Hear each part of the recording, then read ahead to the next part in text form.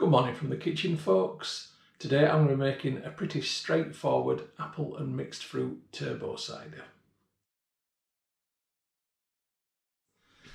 Here's my key ingredients. I'm using apple juice from concentrate, which basically contains apple juice from concentrate, so no harmful additives.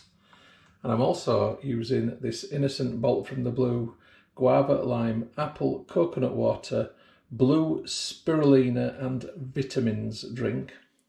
I wouldn't normally use this because it's quite expensive, but I got bargain price, so why not? So I'm basically going to mix these together in my demijohn, add a bit of yeast and pectolase. That's it, no extra sugars, nothing else. This is turbo cider. It's quick and easy to make. So I said it was quick and easy to make, and I wasn't lying. This is what you do.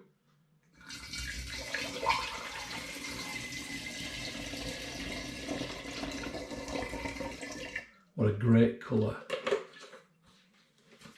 So I'm going to go one of these, and alternate so it mixes nicely in the demijohn. It'd be great if it did make a green brew though. I don't think I've ever made a green one.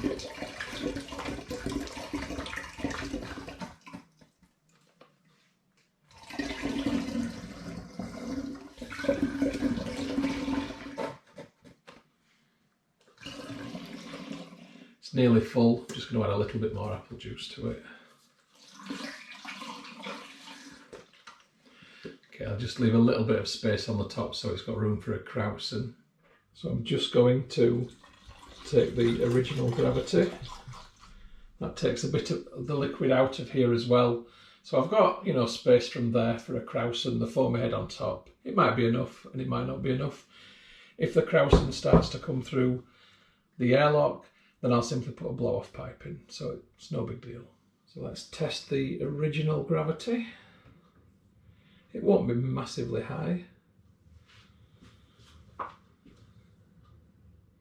And I'm starting off with an original gravity of 1.050, 1050. But what does it taste like? As you can imagine, it's quite delicious. Cheers. So the yeast that I'm using is Lalvin EC1118 champagne, sparkling wine and cider yeast. It's quite a mouthful. It's good yeast actually. I've used cider yeast when I'm making this pure cider yeast before, but I prefer this yeast actually. And it seems to make less sediment in the bottom than some of the other yeasts do. So I've got a nice rounded teaspoon there, drop that in, and then about 1/3 of a teaspoon. That'll do. I seem to have run out of pectolase, so I shan't worry about that. I'm not going to put any yeast nutrient in either, just going to leave it at that, I think. Nice and simple. So all I'm doing now is just giving this a bit of a shake, a bit of agitation to get the yeast mixing into the liquid. It won't take long to activate. There's a ton of natural sugar in there. I'm sure it'll be very happy. So I just simply put my airlock in at this point and wait for the magic to happen. So I'm expecting this to ferment for probably about 3 or 4 weeks. So the next film will be in about a month's time, when it'll probably be either clearing or bottling. We'll see what happens, okay? See you then, folks. Apologies, I said I was going, but I just wanted to give you a very quick update that after less than an hour, about 45 minutes, the airlock started to go. You can see it's got a nice lumpy krausen. So it's looking decent. So I will be back in about a month's time. And that sizzling sound you can hear, that's my breakfast.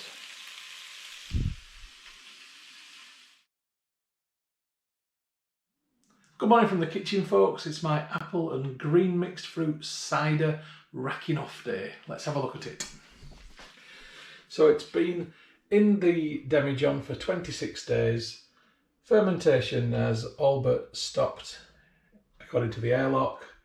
I can't see any activity, but what I can see is a lot of really ugly looking trub. And I want to separate that from the good stuff and see how much I've actually got in the demijohn. And then what I might do is add some extra apple juice to it and let it ferment a little bit longer. So it's bung out, siphoning tube in. I've got the tube held in place with this clip. The bottom of the tube is in the bottom of the demijohn. I just can't see through a liquid, so I'm just going to have to put it down there. I don't know if there's a sediment line or not in the bottom, but I don't think there is. I think the majority of the horrible stuff's at the top. And I'm siphoning today into a second demijohn, which has got a filter in the funnel at the top of it to stop most of the bigger bits of trub getting through. Let's do it.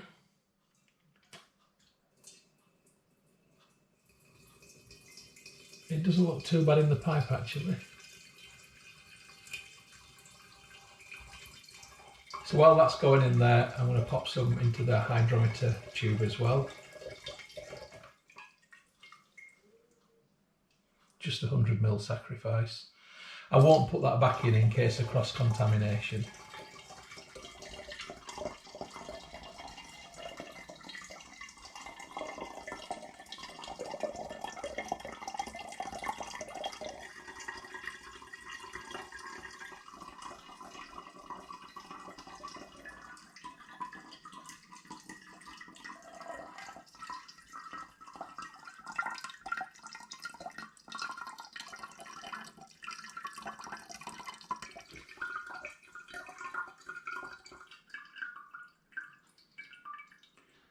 Okay, so the tube has become blocked at the bottom now. There's really virtually nothing coming through. And I think I can sacrifice what's there because that's not really what I want. And if you look at the filter, it's done a really good job. And we're not seeing any ugly trub on top there. So I'm going to stop this now. So this is what I've got into the demijohn now. What I'm going to do is I'm going to pour it back into the original demijohn after I've cleaned it out. And I'm going to top it up with some apple juice, just so I end up with a bit more at the end in terms of quantity. I'm trying to get at least 5 750 ml bottles out of this. So it's now just a case of pouring back into the original demijohn. And there's no need to filter this time. It's got a very potent smell. It does smell good. Okay, I'm now going to top up with apple juice. So this is just apple juice from concentrate, no harmful additives. And I'm going to top it all the way up. And I've overfilled it on purpose. There's a reason. So I need to take some gravity readings now, and this is to determine what the final alcohol by volume will be. So when I began, I had an original gravity of 1.050. So what I want to do now is to take this interim gravity. So this is the liquid that came out of the demijohn before I added the apple juice. So I'll drop my hydrometer in. That is on 1.002. 1.002. So I need to record that figure now. I now need to pour some of this cider into the hydrometer jar. This is the cider now that's got the extra apple juice in it because it will have a different gravity. And again, that becomes sacrificed. So when I said I'd overfilled this, that's why. And this won't really form much of a krausen, so I'm not worried about it coming out of the top. So the restarting gravity of this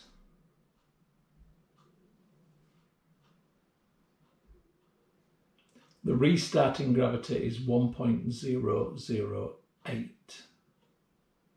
So there we go, it's back in the demijohn.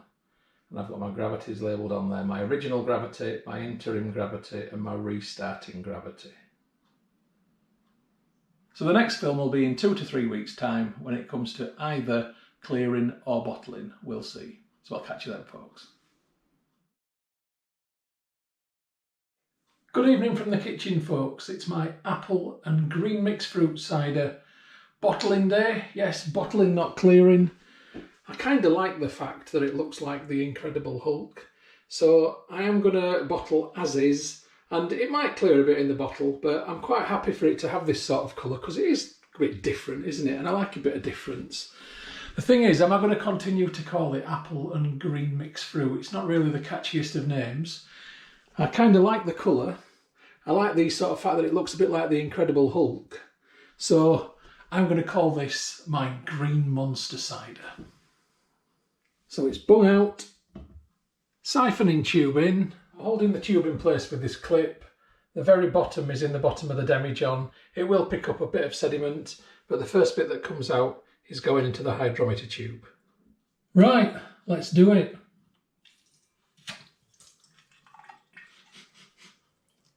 I like the smell. Okay, it looks a lot thinner when you look at it coming through the tube than it does in the demijohn. So I think it's going to look a bit clearer in the bottle, maybe. So I'm using clear glass bottles today for effect. I thought the greenness of the liquid would look pretty good in those bottles. And what I've forgotten to do is add the all-important sugar for carbonation, so I'm going to hastily add that into the remaining bottles, and then I'll just have to put it into the bottles that I've already got cider in afterwards.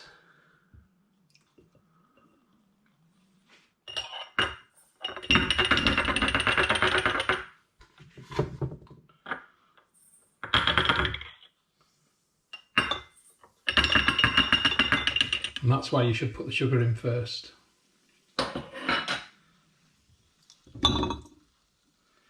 I'll have to top these up again afterwards. And I've got one 500ml bottle in reserve. I think I'm probably going to be able to fill that as well.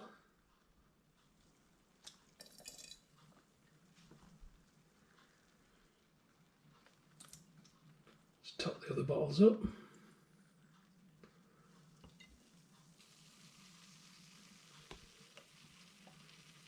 So I think what I'll probably end up doing is just using a little bit out of the hydrometer jar just to top those back two bottles up. But otherwise, that's quite good. So I've got 5 750s and one 500ml bottle. Okay, 5 out of my 6 bottles need plastic bungs. That one needs crown capping. I've got my plastic bungs softening in very hot water, so I'll get those in next. You'll note today I'm wearing a glove. This was a wonderful suggestion from somebody on my YouTube channel to protect my hand. Thank you for whoever that was. And let's see if it works. Like a charm, no pain. So wonderful. So that one's gone in nice and easily. I've got a variety of different bottles today. Look at this one, that's absolutely beautiful, that bottle. 2 cages. So I've got the bungs in place. I now need the safety cages, which will keep the bungs in place, because as you already have seen, the reaction between the cider and the sugar was a fizzy one. So that means that there's going to be some pressure build up inside there. A tiny little extra fermentation will take place, and that will create CO2 and that will create pressure. And if I don't put the cages on, then we're looking at pop. So that's nice. Okay, so I've got the bottles caged.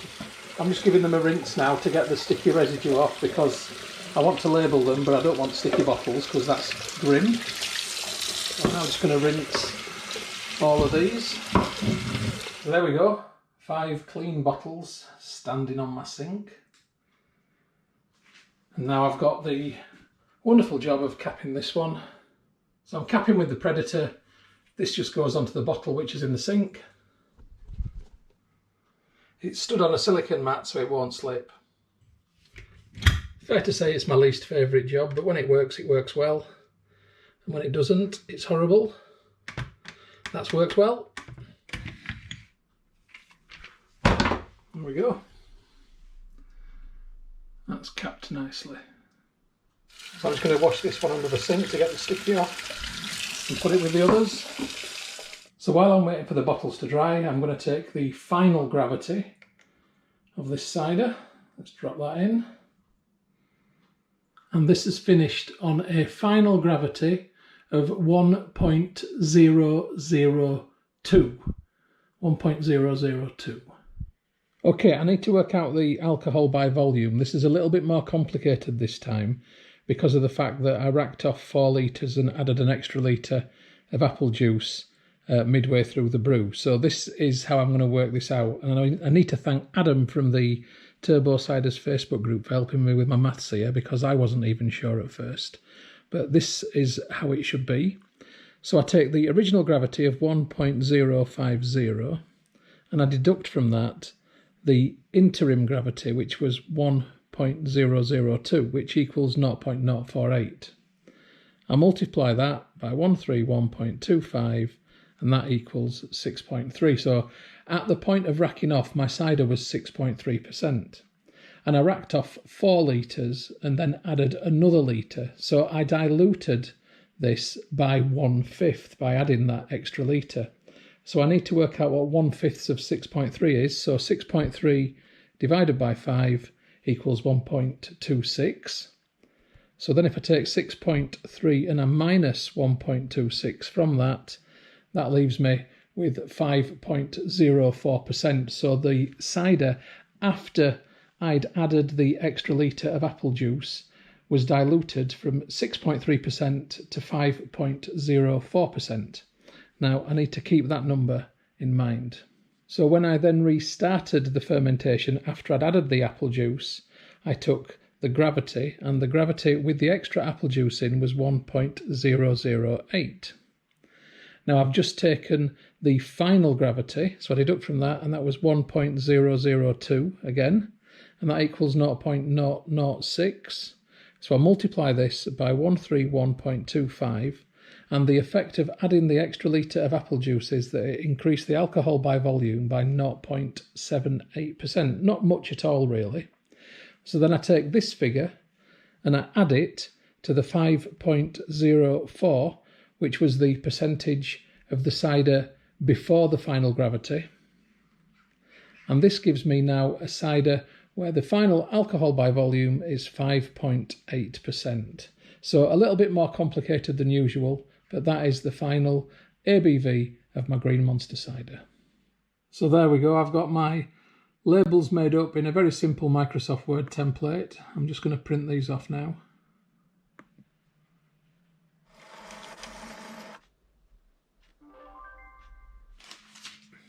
Okay, I'm just going to label my bottles now. Try and take a little bit of pride in their appearance. It's nice if they look nice, isn't it? The colour of the cider will hopefully remain, although I suspect what might happen is might get a little bit of sediment in the bottom and it might be slightly clearer. But I do like that greenness, that Green Monster quality. And there they are, my primordial soup.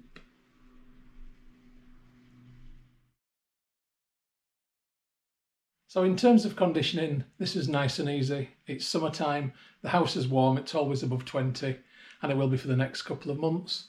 So I'm just leaving it up here on my drinks cabinet next to some other bottles that I've got. There's the full-size cabinet, but it's in my living room and it will just stay at a good temperature. I'm going to leave this to condition for a month. I normally leave it for 2 weeks, cider. But having left my last lot for much longer than 2 weeks, the results were definitely better. So I'm now going to leave this for a month before opening. So hopefully I'll be opening this in September. So I'll catch you then, folks.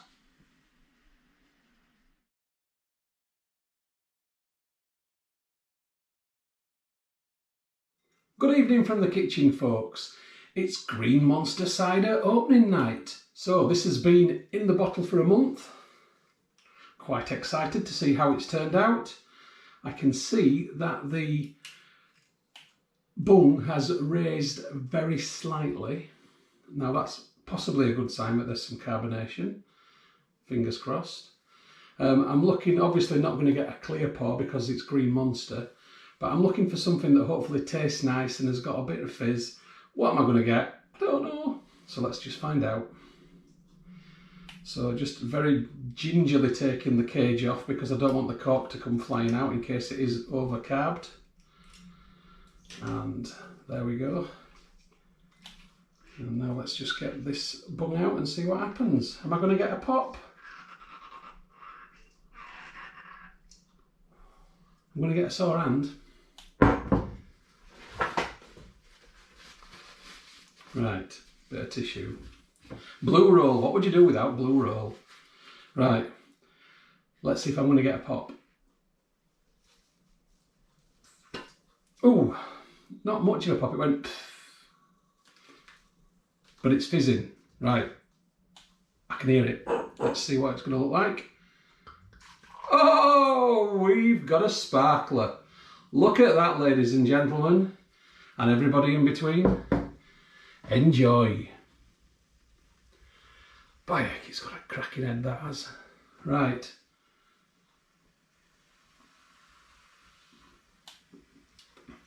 Oh, it's bloody lovely.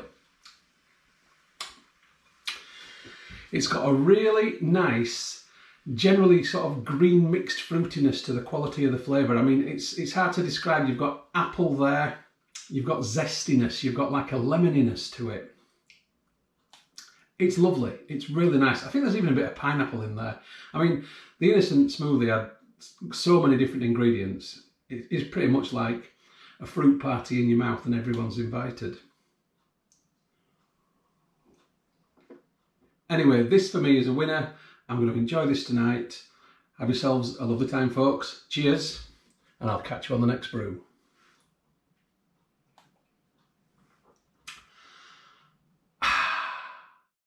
The film that you've just watched is a Moss Home & Garden production. You can find more by going to www.mosshomeandgarden.co.uk. I'd just like to say thank you very much for supporting my YouTube channel and for watching my films. It really is very much appreciated. If you haven't already done so, please subscribe to my YouTube channel in order to receive future updates about the home and garden films which I upload. You can find my YouTube channel by going to www.mosshomeandgarden.co.uk. Please click on the red subscribe button. When you've done that, a little bell will appear. If you press that also, then you'll get future updates about the films which I upload. If you like my films, if you like my style of filming, then you might also like my travel channel, which you will find by going to youtube.com/Stuart Moss or type in www.mosstravel.tv. Again, if you could subscribe to that channel, it would be hugely appreciated. If you'd like to get Moss Home & Garden updates on Facebook, then please open Facebook and do a search for Moss Home & Garden, and you will find the page. If you like the page, then you will get future updates on there. And if you'd like to connect on Instagram for home, garden and travel photography, as well as some stories, then my username is StuMoss, STUMOSS. If you'd like to connect on Twitter, then my username is @StuartMoss. And if you'd like to contact me about film usage or any other issue, please just email me on stewmosshomegarden@gmail.com. Once again, thank you very much for supporting my channel, for watching my films. I do appreciate it. I'd just like you all to have a great day.